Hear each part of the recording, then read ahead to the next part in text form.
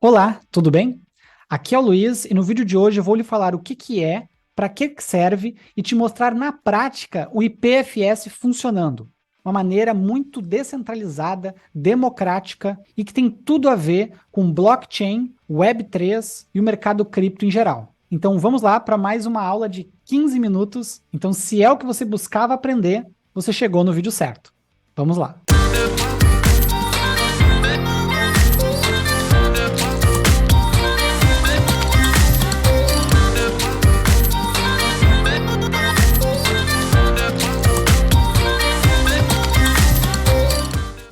IPFS é uma sigla para Interplanetary File System, ou Sistema de Arquivos Interplanetário. Basicamente, IPFS é uma tecnologia ponto a ponto descentralizada para armazenamento de arquivos. Se você algum dia já utilizou o Torrent, se você algum dia já utilizou os antigos Emule, se não me engano, Kazaa, LimeWire, Ares, esses compartilhadores de arquivos, eles já trabalhavam com essa ideia de P2P, de ponto a ponto, certo? Peer-to-peer. E aqui no IPFS é basicamente a mesma estrutura. Tá? Claro que é um protocolo diferente, um protocolo dedicado a funcionar de forma similar à blockchain. Tá? IPFS não é blockchain. Como é que ele funciona? Cada um dos membros da rede IPFS, que é uma rede descentralizada, então não tem um servidor central, certo? Sobe um nó na sua máquina, né, que é um serviço do IPFS, e aí essa pessoa pode tanto disponibilizar os seus arquivos para toda a rede através do seu nó. Cada arquivo que ela sobe para o seu nó, ele ganha um hash, baseado no conteúdo do arquivo, e aí esse hash, né, qualquer pessoa que acessar ele, a rede vai se conversando até achar quem é que é o dono daquele arquivo, e aí chega até você e o arquivo pode ser baixado. Mais do que isso, né, qualquer pessoa que utilize o seu arquivo, que baixe o seu arquivo, também vai ter uma cópia dele lá no nó daquela pessoa. E nós, intermediários, pelo qual aquele arquivo tenha passado, também guardam uma cópia do nó. Enfim, tem toda uma questão, né, de distribuição do seu arquivo pela rede, dos seus arquivos que você optar por compartilhar. Tá? É importante citar que IPFS é uma rede pública, então não existe privacidade aqui, não existe controle de acesso aos arquivos, é simplesmente todo mundo acessa os arquivos de todo mundo. Claro que você optar por disponibilizar, mas o grande barato da coisa é que conforme os seus arquivos vão sendo utilizados, vão sendo propagados pela rede, eles se tornam, né, parte do histórico daquela rede, e mesmo que você não tenha mais o seu nó online, né, depois de um tempo, é possível que, né, os seus arquivos permaneçam nos outros nós da rede. Existe inclusive a possibilidade de você pinar arquivos, né, que é você fixar o arquivo no seu nó para que ele nunca mais saia dele. Né? Porque de tempos em tempos, obviamente, o seu nó vai se limpando para ele não consumir tanto espaço, né? Conforme você vai salvando os arquivos, baixando arquivos, etc., compartilhando, ele vai se limpando. Para que ele não limpe alguns arquivos importantes, você pode pinar eles. Antes da gente ir para a prática com o IPFS, é interessante falar também, né, que a autenticidade dos arquivos ela é garantida através de criptografia. Então, se eu tenho um arquivo que está escrito teste dentro e o nome dele é arquivo.txt, ele vai ter um hash único daquele arquivo, certo? O que vai garantir que com o passar do tempo ninguém consiga modificar aquele arquivo. Né? Porque se modificar o arquivo, o hash gerado vai ser outro, consequentemente não vai ser mais o mesmo arquivo. Então você consegue garantir que mesmo numa rede descentralizada, né, nenhum nó vai ficar alterando maliciosamente os arquivos para enganar as pessoas. Porque se ele fizer isso, ele vai gerar um novo arquivo, consequentemente a pessoa conhecia o original, vai continuar usando o original, não vai usar o novo. Então tem essa garantia aí de não adulteração, com uma ideia bem semelhante ao da própria blockchain, né? Onde os blocos evitam de ser adulterados por causa de hashes criptográficos que vinculam os blocos uns aos outros, transações umas às outras e assim por diante. IPFS, novamente, não é blockchain, mas é uma rede descentralizada que também utiliza de criptografia, né, para garantir aí a sua integridade, né, das suas informações. Um outro ponto importante a ser citado é que o IPFS foi criado pela Protocol Labs, que é uma empresa, né, que além do IPFS, ela mantém também a Filecoin, que é um protocolo que remunera as pessoas por compartilhar o armazenamento das suas máquinas para outras pessoas que precisam colocar arquivos na rede IPFS. Então é uma forma de você ganhar umas moedas aí, que são as Filecoins, né, por estar utilizando o espaço ocioso na sua máquina, por exemplo. Um protocolo aí bem interessante, bem promissor para o mundo Web3, certo?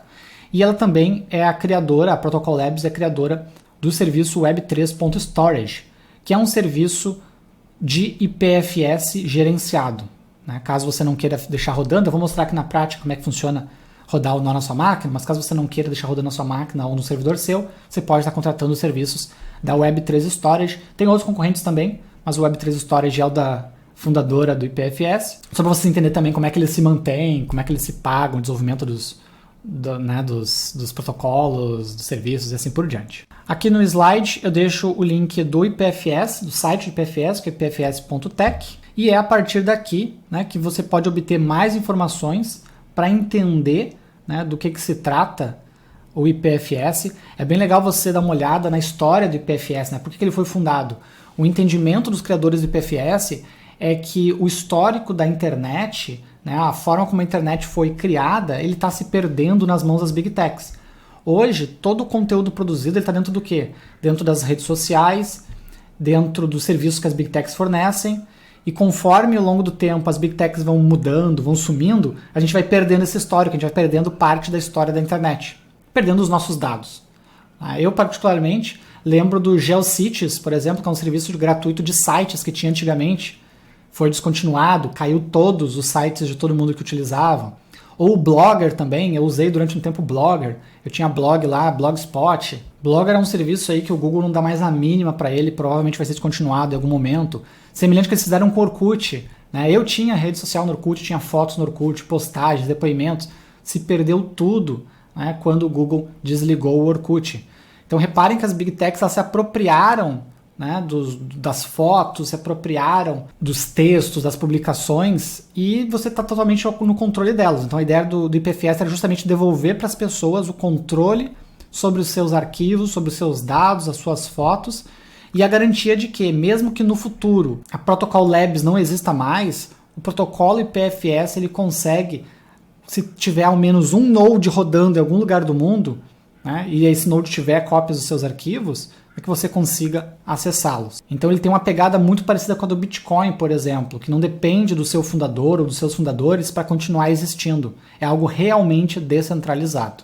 Basta que ainda tenham pessoas interessadas em manter nós rodando e a rede vai continuar viva. Então é legal você dar uma olhada nisso para entender melhor, porque agora a gente vai para a nossa prática de IPFS. Tá? Então o que eu vou fazer com você aqui é demonstrar na prática como que ele funciona, tá? Sem entrar nos detalhes técnicos do protocolo, ou da criptografia, ou da rede descentralizada. É realmente a perspectiva de usuário, uma perspectiva que pode ajudar de fato já você sair utilizando IPFS nos seus projetos. Então no site ipfs.tech, você vai aqui em Install, certo? E aí o que você vai baixar é o IPFS Desktop, perfeito? Tem linha de comando também, certo? Para quem prefere linha de comando, mas geralmente as pessoas utilizam aí a versão Desktop. Tá? Você vai vir aqui em Install IPFS Desktop. Ele tem aí para vários sistemas operacionais, certo? Você vai baixar aí para o seu sistema operacional e quando terminar de baixar, você vai executá-lo aí na sua máquina. Logo que você terminar de inicializar a sua aplicação desktop do IPFS, às vezes dá um erro de conectividade, isso é normal, porque ele está se conectando aos outros nós da rede, certo?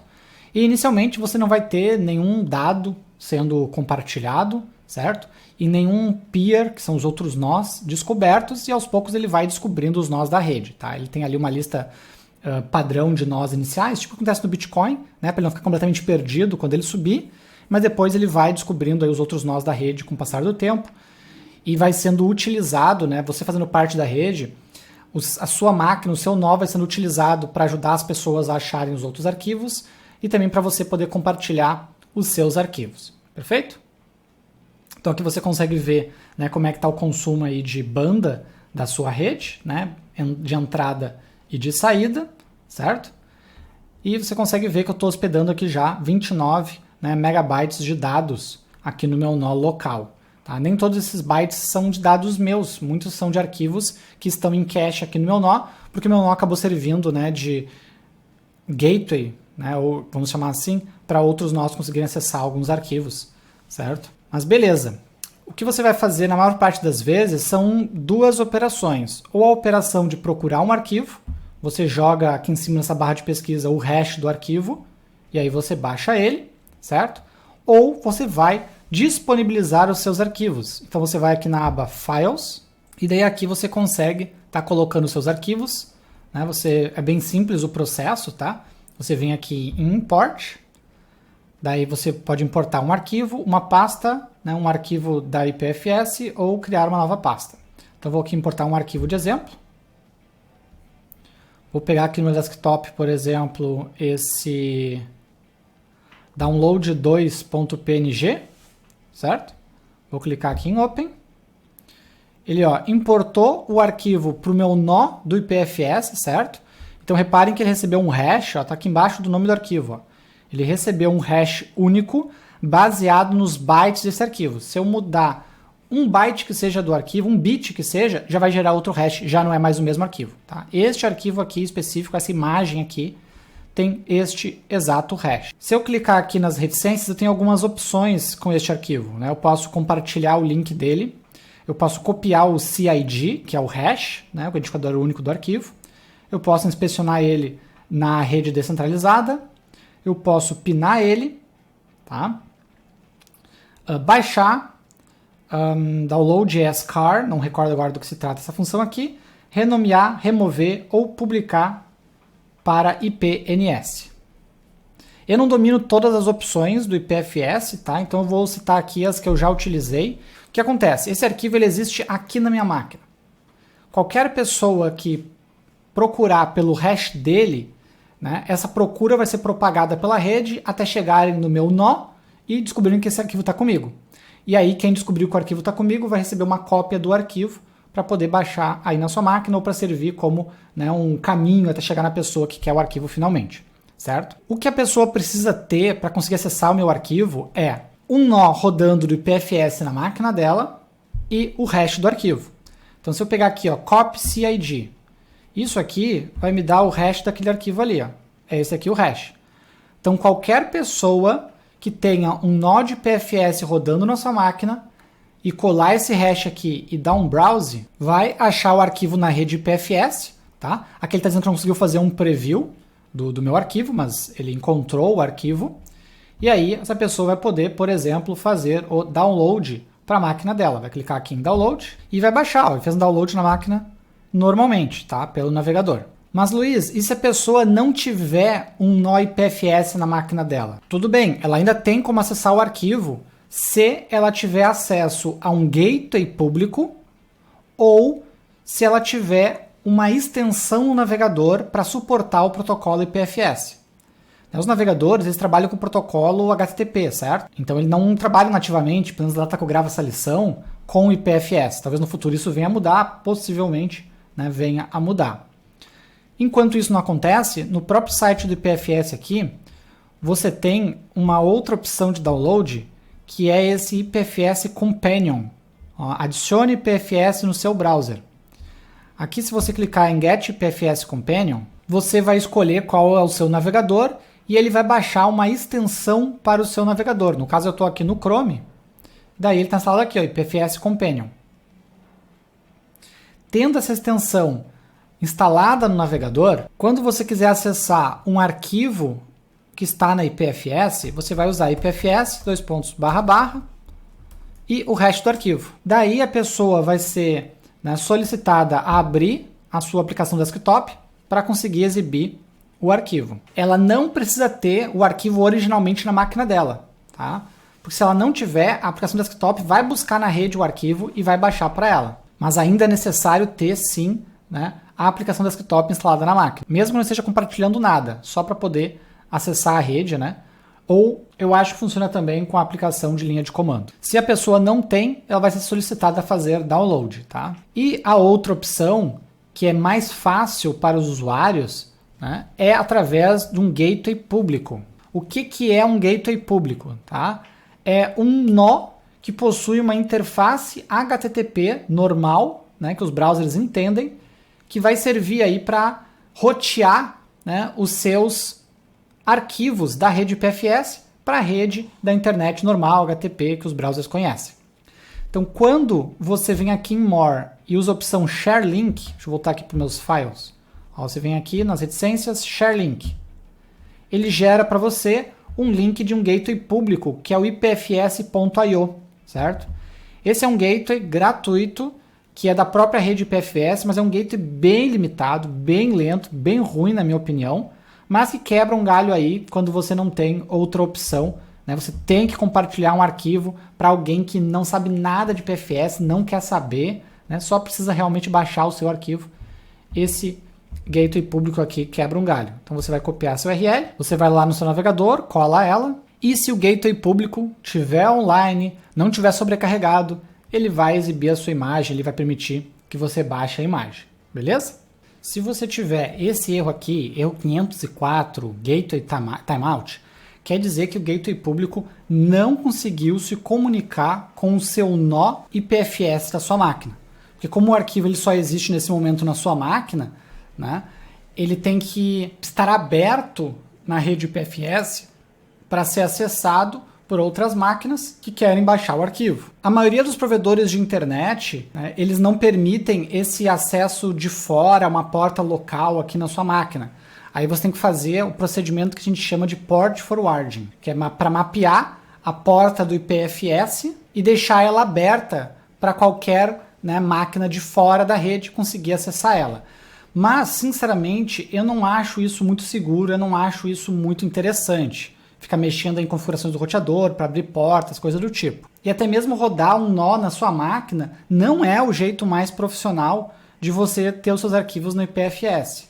E aí, conseguiu entender o que é e para que serve o IPFS? Se você teve qualquer dificuldade, deixa aí nos comentários que eu respondo todo mundo que me manda comentários.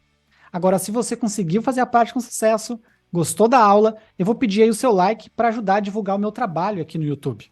E se você não quiser perder os próximos vídeos, recomendo que você inscreva-se. Saem conteúdos como esse semanalmente por aqui. Beleza? Então um abraço e até o próximo conteúdo. Valeu!